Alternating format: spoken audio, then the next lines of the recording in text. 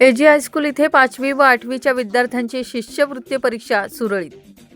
महाराष्ट्र राज्य परीक्षा परिषदेतर्फे इयत्ता 5वी आणि 8वीची शिष्यवृत्ती परीक्षा रविवार दिनांक 22 फेब्रुवारी रोजी दापोलीतील एजी हायस्कूल इथे सुरळीत पार पडली.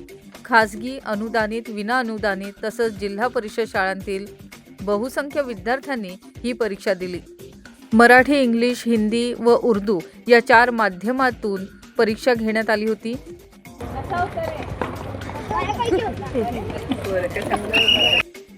परीक्षा कॉपीमुक्त करण्यासाठी भरारी पथके तैनात होती. तर या परीक्षेसाठी 2 पेपर घेण्यात आले.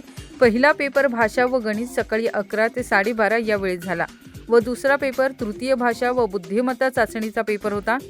तो दुपारी 2 ते 3:30 या वेळेत झाला. दरम्यान एजी हायस्कूलमध्ये परीक्षेचा पेपर सोडवून बाहेर आल्यावर विद्यार्थ्यांनी सुटकेचा निश्वास टाकला. आणि परीक्षा दिल्यानंतर गारेगार झाले नाही तर कसे. ज्योती बिवलकर, दापोली वार्ता.